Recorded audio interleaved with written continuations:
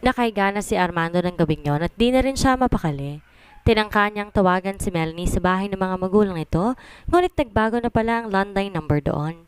Hanggang sa mga sandaling yun kasi hindi pa rin niya makontakt ang cellphone number ng asawa. Kung ano na nang hindi magandang naiisip niya. Gustong gusto niya nang puntahan ito sa bahay ng magulang pero naisip niyang baka pagtawanan naman siya nito dahil kaalis lang nito kaninang umaga. Baka masabihan pa siya nitong OA dahil nagpaalam naman to kanina sa kanya at hindi naman to umalis na lang basta. Why do I have to worry like this? Bulong ng kanyang isip. Isang araw lang ang paalam nito at nangakong babalik din kaagad. Pero bakit hindi niya yata siya makapaghintay na muli itong umuwi?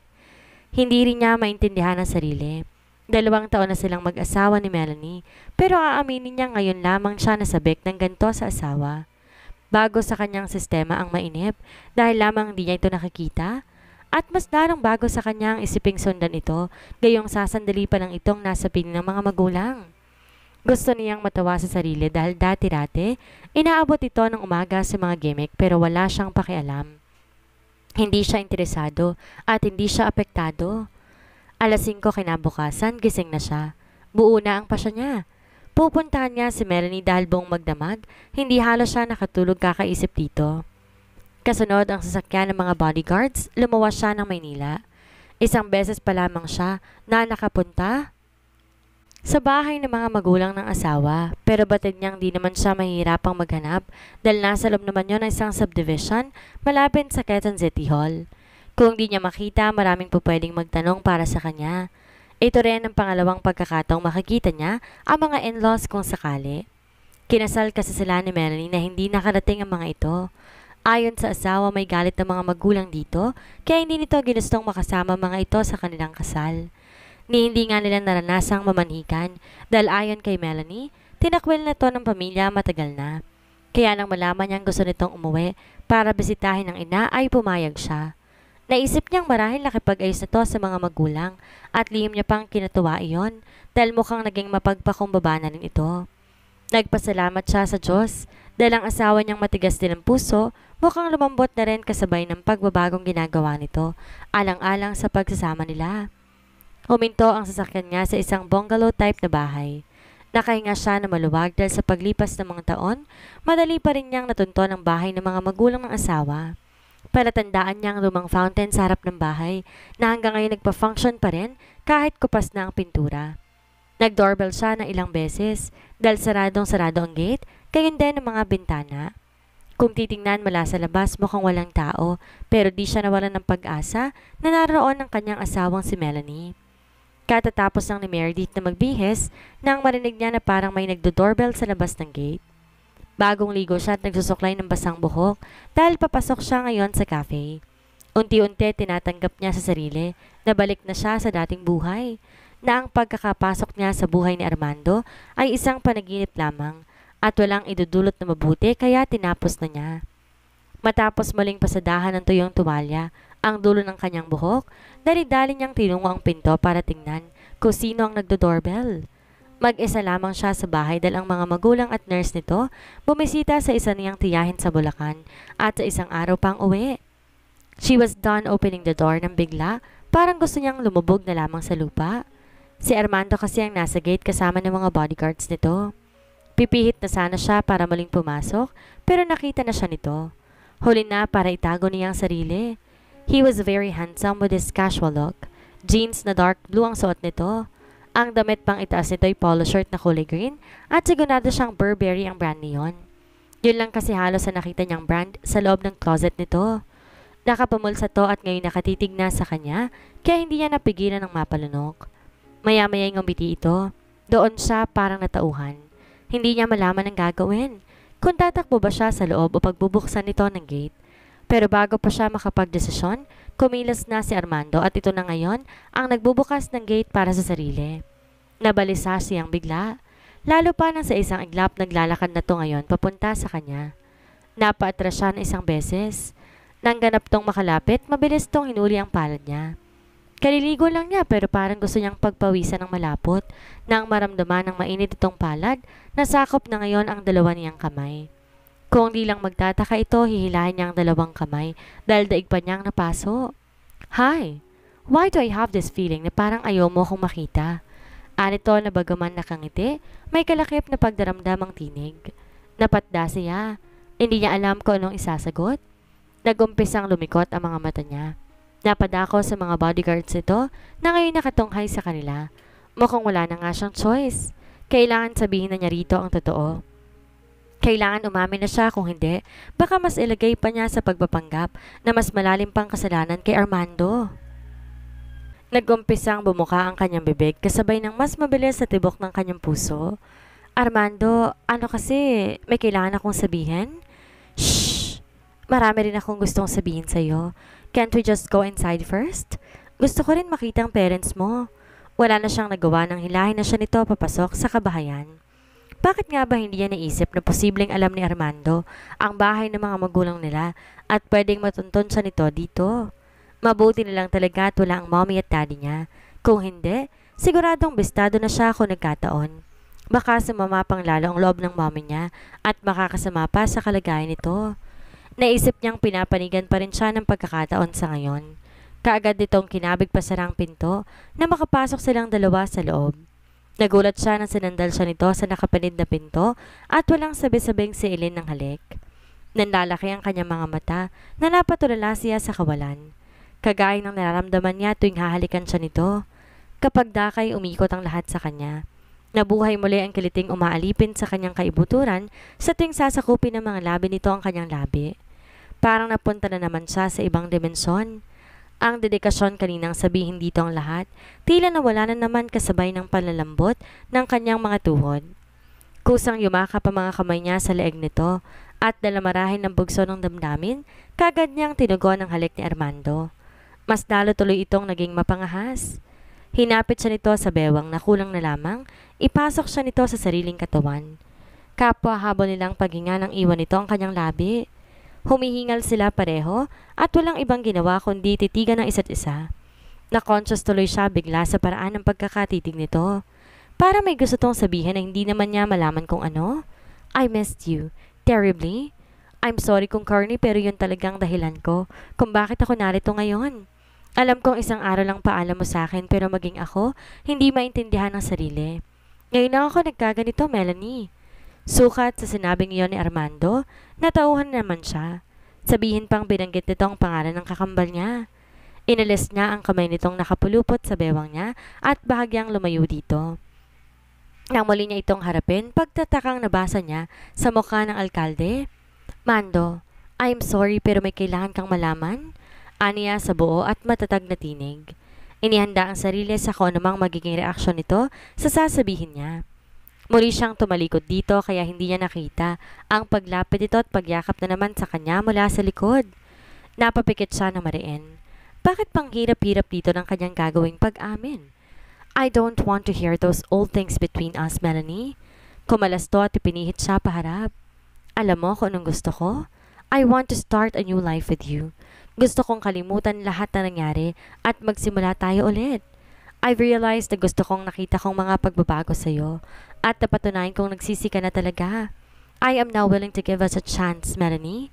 Sagad ang ngiti nitong sabi habang nakakulong ang mukha niya sa dalawang palad nito.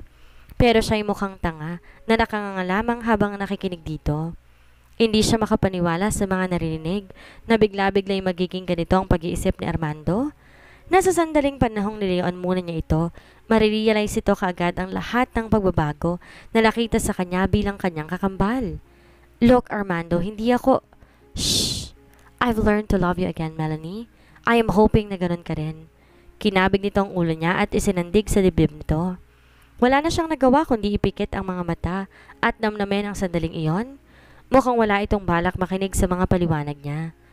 Ilang sandali silang nanatili sa ganong ayos at aaminin niya na mga sandaling iyon ay iinggit siya kay Melanie sa kauna-unahang pagkakataon. Lihim niyang nahiling na sana siya na lamang talagang naging asawa ni Armando.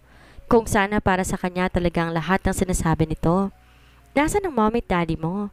Anito nang iwalay siya sa sariling katawan. Wala sila. Bumisita sa mga tita ko sa Bulacan. Dumistansya siyang muli dito. Naiilang siya dahil hindi siya sanay na clingy ito sa kanya. Masanay siya sa masungit at seryosong Armando. Maupo ka muna. Sumunod naman ito at naupo nga sa mahabang sofa. Coffee? Alok niya pero hindi ito kumibo. Bagkos, hinila niya sa isang kamay. Bagsak siya sa kandungan nito. Solo pala natin tong bahay kung ganon. Kinabahan siya dahil naglalarong isang pilong ngiti sa mga labi nito. Hindi malaman ni Meredith kung saan siya naliliyo, kung dahil sa pagkakalapit ng mga katawan nila ni Armando o dahil sa napakabangong amoy nito. Dapat kinakabahan na siya sa kung ano-anong lumalabas sa bibig nito, pero bakit para yata siyang hindi makakilos? Tila natulos siya sa kandungan nito, lalo pa nang hawiin ito ang mamasa-masa pa niyang buhok. Hindi niya alam kung nakita nito ang bahagya niyang pagpitlag nang gawin nito iyon. Bagaman seryoso ito ng mga sandaling iyon, alam niyang may kakaiba sa titig nito. Hindi kagaya noon na pawang galit at iritasyon para sa kanya ang nakikita niya sa mga mata nito sa tuwing magtatama ang paningin nila. Ngayon iba, pero hindi naman niya kayang ipaliwanag. Basta't ang alam lang niya, kakaibang Armando ang kaharap niya ngayon. Bakit pala cannot be reached ang cellphone mo? Talong nito na naging dahilan ng pagbilis ng tibok ng kanyang puso. Tinangka niyang bumaba para umalis sa kandungan nito dahil sa totoo lang hindi niya alam ang sasabihin. Di na rin siya makapag-isip ng maayos dahil natutuon ang kanyang buong atensyon sa pagdidikit ng mga katawan nila. Pero hindi siya nito pinakawalan. Bagkos sinawakan pa siya nito sa magkabilang bewang at ibinaon lalo sa sariling kandungan. Wala siyang choice kundi ang magstay doon at huwag maglikot dahil baka kung ano pa ang matamaan niya. Ha? Ano kasi Armando nawala yung phone ko. Hindi pa ako nakakabili ng bago. Hindi ko alam kung nalaglag or may napagbabaan ako na hindi ko na maalala. Alibay niya. Lihim niyang nahiling na sana lamang maniwala ito. Matalino si Armando at ang lahat ng naglilihim dito, madalas nitong mabuko. Matiim siya nitong tinitigan. Sa maikling panahong nakasama niya ito, alam niya. Tinitimbang nito kung totoo ang sinasabi niya. Maya-maya 2 beses itong napatango. Okay, I will buy you a new one. Anito dahilan para mapakagat siya sa pang-ibabang labi. Mukhang wala siyang lusot. Hindi na, wag na. Dahil naka-order na ako sa friend ko. May sarili siyang outlet na nagtitinda ng mga original phones. Nakausap ko siya at sinabi niyang baka bukas may padala niya na sa akin. Tugot niya kahit di naman iyon totoo. Ganun ba? Kung ganun sabihin mong sa bahay na natin niya ipaship. Bali wala nitong pagpapatuloy. Ha? Bakit? Isasama na kitang umuwi ngayon? Total wala ka naman palang kasama dito. Kumalabog ang dibdib niya sa narinig. Ngunit naisip niya ganito ba talaga kahirap layuan ng isang Armando del Rio? Kasalukuyan na sana siyang nagmo-move on sa pag-alis niya sa buhay nito. Pero eto't isang araw pa lamang nakalilipas, handa na naman tong ibalik siya sa buhay na dapat sana ay sa kanyang kakambal. Parang gusto tuloy niyang magsisi kung bakit hindi siya lumayo, kung bakit sa bahay lang ng mga magulang siya umuwi. Tuloy, natunton kaagad siya ng alkalde. Ha? Pero hindi pwede Armando, mapangahas niyang sabi. What? Halatang gulat ang reaksyon nito dahil sa sinabi niya. Kitang-kita niyang magtiim ang bagang nito at biglang nag-iba ang ekspresyon ng mukha. Parang gusto tuloy niyang magsisi. Nawala kasi kaagad ito sa mood. Kasi, look, I don't understand you. Noon gusto mong umuwi sa akin pero hindi kita tinanggap ng buong buo. And now why do I have this feeling na natatakot kang mapalapit sa akin, Melanie? Come on, may nangyari ba na hindi ko alam? Or should I say, may dapat ba akong malaman? Nakita na naman niya ang kunot sa noon nito na sa mansyon ay palagi nitong taglay. Nag-alis muna siya ng bara sa lalamunan bago sumagot. Kung sana'y ganun lang kadaling aminin dito ang lahat. Wala. Ihintayin ko pa kasing bumalik sina mommy at daddy. Gusto kong ilipat si mommy sa kaibigan kong doktor dahil parang di naman siya bumubuti sa doktor na tumitingin sa kanya sa kasalukuyan. Kaya hindi pa ako pwedeng umuwi, Mando. Pagkatapos sabihin yon, napayuko siya. Napapikit siya ng mariin, tsaka umusal ang dasal na sana'y makumbinse niya na ito. Na sana'y wag nitong ipilit ang gusto na isama siyang muli sa mansyon dahil kung magkaganoon hindi niya alam kung paano pa niya ito tatakasan sa ikalawang pagkakataon. Well, I have a friend doktor sa St. Luke's. We can go now. Tatawagan ko yung friend ko para ibilin si mommy mo. They can go straight there pagdating nila mula Bulacan. Nakagat niya ang pang-ibabang labi dahil mukhang wala siyang lusot. Mas lalo pang naging komplikadong lahat dahil wala na siyang may dadahilan pa. Mukhang talagang uuwi siyang muli sa mansyon bilang Melanie sa piling ni Armando. But, nabitin sa ere ang iba pa niyang sasabihin dahil muling sinakop ng labi nito ang kanyang labi. Ang isang kamay nito ay nanatili sa kanyang bewang habang ang isa ay nakasapo sa kanyang batok. Kagad na naman siyang napapikit. Ibang klaseng sensasyon na nabubuhay sa kanya sa tuwing hinahalikan siya nito. Lahat ng tama niyang desisyon lumilipad na sa tuwing pinaparamdam sa kanya ng alkalde ang masarap na pakiramdam na yon. Ang dalawang kamay niya ay napahawak sa matipon nitong dibdib habang ang isip niya ay naglalayag na naman sa kung ano-anong espekulasyon. God! Alam ko na mali ito, pero ang lahat ng katwiran ko para sa tama ay nawawala tuwing hahalikan mo ako ng ganito, Armando. Kung pwede lang na habang buhay na kami magpalit ni Melanie ng buhay, payag na ako basta't kasama kita, Armando. Sana ako na lang ang una nakilala mo at hindi ang kakambal ko. Sigaw ng utak niya. At ngayon sa kauna-unahang pagkakataon, mula na magpanggap siyang asawa nito, handa na siyang lumusong sa kamalian. Mahal na niya si Armando at hindi na niya kayang pigilan iyon. Bahala na ako na maging consequences. Total si Melanie naman ang naglagay sa kanya sa sitwasyong ito. Ito naman ang nagsabing magpanggap siyang ito sa buhay ni Armando kaya lulubos-lubosin na niya. Nang mas lalo pa siya nitong hapitin, nagpaubaya na siya. Tinugon niya ang halik nito hanggang sa namalay na lamang niya, napahiga na sila sa sofa. Nasa ilalim siya nito at nakadaganto sa kanya. Magkahinang pa rin ang kanilang mga labi. I love you, anas ni Armando nang sandaling huminto sa ginagawa. Nakatitig lamang siya rito habang ang mga mukha nila malapit na malapit pa rin sa isa't isa. Tuluyan na siyang nalunod sa kaligayahan. Segundo pang lumipas, kusang bumuka ang mga labi niya. Hindi na siya nag-isip. Basta't sinabi na lang niya ang kanyang nararamdaman. I love you too, Mando. Tugon niya na nanggaling talaga sa kanyang puso. Alam niya sa sarili na hindi niya yon sinabi, bunsod ng pagpapanggap. Kung hindi yon talaga ang kanyang nararamdaman. Nang muli siya nitong halilikan, kinabig niyang batok nito gamit ang isang kamay, habang ang isa niyang palad humahaplos sa malapad nitong likuran. Buo ba ang halik nito sa kanyang leeg, kumagat-kagat pa ng maliit noon. Tuluyan siyang napasinghap ng isang kamay nito, humaplos sa hita niya na ngayon nakalitaw na dahil lumilis ang bestida niyang suot. Para tong uhaw na uhaw at sabik na sabik sa ginagawa nila ngayon. Di niya tuloy maisipang mag-isip kung kailan pa ang huling lovemaking nito at ni Melanie. Pero hindi na mahalaga iyon ngayon. Sa tingin din niya, hindi niya na ito kayang pigilan pa sa ginagawa dahil halatang sabik na ito sa kanya. Nang tuloy nitong ibaba ang panloob niya sa ilalim ng bestida, umilaw muli ang babala sa kanyang utak pero sandali lamang iyon.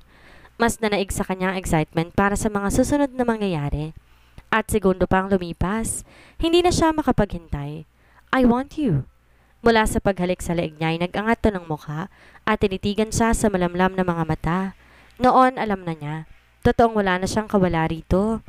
Pinagapang niya ang mga daliri sa panga nito at binigyan niya to ng isang mabilis na halik sa mga labi. Just go on, Mando. Anas niya, tsaka mas lalo pang inilapit ang mukha dito. Don't you think naiinip na mga bodyguards mo sa labas? Don't mind them. They can wait for me kahit gaano pa ako katagal sa isang lugar, especially now I'm with my wife. Kumurot ng bahagya ang puso niya nang sabihin nito iyon, pero wala siyang magagawa. Talaga namang ang alam nito ay si Melanie siya. Pagkasabi noon, muli siya nitong hinalikan sa labi, pababa sa leeg hanggang sa kanyang dibdib. Pakiramdam niya mawawala na naman siya sa sarili anumang oras. Wala nga siyang nagawa kung hindi ang muling sumama kay Armando pabalik ng San Miguel. Buong panahon ng biyahe nila'y nakahawak ito sa isang kamay niya. Parang bagong kasal ito kung umasta kay Melanie at hindi nito alam ay siya. Malayong-malayo nito sa Armando na masungit, seryoso at laging nakasinghal. Hindi niya alam kung anong himalang nagawa niya sa pagkatao nito pero dapat siguro magsaya na lamang siya. Magiging maganda na ang samahan nito at ng kakambal niya. Oras na bumalik na ang huli sa buhay ng alkalde. Mukhang tagumpay ang kanyang misyon pero sa halip na maging masaya, kahungkaganang lumulukob sa kanyang sistema. O mas tama yatang sabihin na nalulungkot siya dahil sa nangyayari. Kanina ka pa nakangiti dyan. Bakit? Tanong niya habang napapailing, nanilinga ito. Pagkatabi sila sa backseat ng sasakyan. Kanina niya pa rin napapansin na panakaw siya nitong sinusulyapan. Wala, masaya lang ako. Pinisil pa nito ang palad niya pagkatapos sabihin iyon. Anong sabi ng mommy at daddy mo? Kanina sa bahay, pinatawagan itong mga magulang niya para sabing wala na siya sa bahay ng mga ito pag-uwi kinabukasan. Wala naman, dumalo na lang daw ako sa mga susunod na araw, tipid niyang sabi. Kampante ang kanyang mommy at daddy na kapag wala siya sa bahay, si John na lang ang kasama niya at abala sila sa negosyo. Isa yon sa mga dahilan kung bakit hindi rin siya masyadong tinatanong ng mga ito kung saan siya nagpupunta kapag madalas siyang wala. Mula kasi noon malaki ang tiwala ng mga magulang sa best friend niya. Mabuti naman at maayos na kayo ng parents mo. Ani Armando maya-maya. Nagulat siyang bigla. What do you mean? Di naman kami nagkaroon ng misunderstanding ng mommy at daddy ko kahit kailan. Diretsyong sabi niya. Naguluhan siya na makitang nangunot ang noon nito. Waring di makapaniwala sa narinig. Anong hindi? Akala ko ba galit sila sa'yo at tinakwil ka na nila kaya hindi mo sila pinaimbita sa kasal natin? Ani Armando na naging dahilan ng biglang pagpapawis ng kanyang noo. Pakiramdam niya pinagpapawisan siya ng malapot. Di yata't ito ang sinabi ni Melanie sa asawa. Napakagaling talaga ng kakambal niya para baligtarin ang sitwasyon na ito pa ang itinakwil ng mga magulang nila samantalang ito ang mukhang nakalimot na kung saan ito nagmula. Pinalabas nito kay Armando na masama ang mga magulang nila para itong lumabas na bida sa bandang huli. Kapag dakay nagbawi siya ng tingin, binaling niya ang mata sa dang binabagtas nila at kaagad nag-isip ng sasabihin. Bakit nga ba hindi niya naisip ang bagay na yon? Ha? Yun ba? Matagal na kasi yon, Armando. That's why hindi ko na yun iniisip. Nakalimutan ko na nga actually. Nagkaayos na kami ng mommy at daddy kaya ibinaon ko na yun sa limot. Tipid siyang ngumiti. Unti-unti nawala ang pangungunot ng noon nito. Ang karinang kamay nitong nakahawak sa isa niyang palad nasa bewang na niya ngayon. Marahang hinahagod ang parting iyon. Nailang tuloy siya bigla. Mula kasi sa rearview mirror, kitang-kita sila ng driver nito kung titingnan sila nito mula sa salamin. Okay, ang importante naman okay na kayo ngayon. Oo nga, Mando. You know what? I am so happy to witness the new side of yours. Gusto ko yung bagong ikaw, Melanie. How I wish na mas matagal ko na nakita yung side mo na yan. Sana matagal na tayong masaya. Bigla ito naging seryoso at tinitigan siyang mabuti sa mga mata. Ilang sandali siyang nakipagtitigan dito pero siyang hindi nakatagal. Binawi ang tingin bago pa nito mabasa ang kasinungalingan sa kanyang mga mata. Don't worry, Mando. I will make sure na hindi mo na makikita ang dating Melanie. Nagawa niyang sabihin pero pagkatapos parang gusto niyang kilabutan. Pero nang maluwag ng umiti ang alkalde, tanggal lahat ng negative thoughts sa kanyang isip. Masaya na siya na narinig ang mga salitang iyon kay Armando. Ilang araw ang mabilis na lumipas. Habang nasa bahay ng mga Del Rio, lihim siyang nag-hire ng private investigator para hanapin kung nasan na ang kakambal. Naalala niya na tumawag sa mansyon ang hinihinalang si Benedict de Torres at sabihin nitong hindi pala naman ito kasama si Melanie. Sa kabila ng ginawa nitong pang-iisa sa kanya, hindi pa rin niya maiwasan na mag-alala para sa kakambal. Kahit papaano kapatid niya si Melanie at karugtong ito ng buhay niya, kaya kailangan niya itong hanapin. Kung wala ito sa piling ng kabit nito, kailangang matukoy niya kung nasa ng kakambal. Dito po pwedeng mapahamak dahil alam niyang darating ang panahon, kailangan nilang umamin sa ginawang panloloko kay Armando.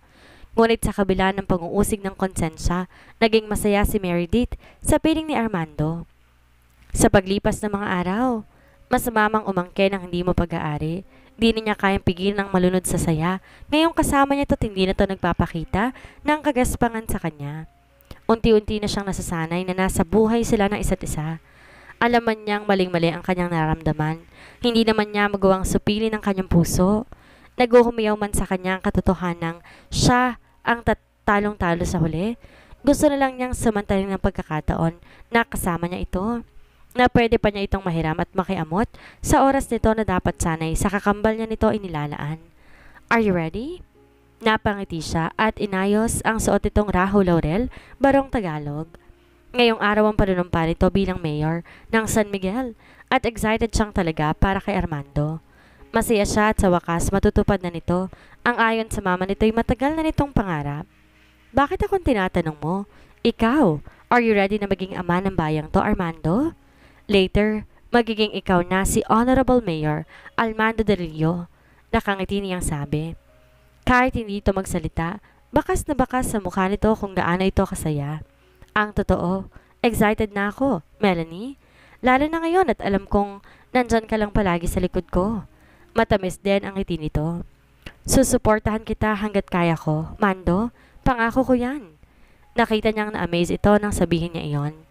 Siguro hindi talaga ito makapaniwala na sasabihin iyon ng kakambal niya.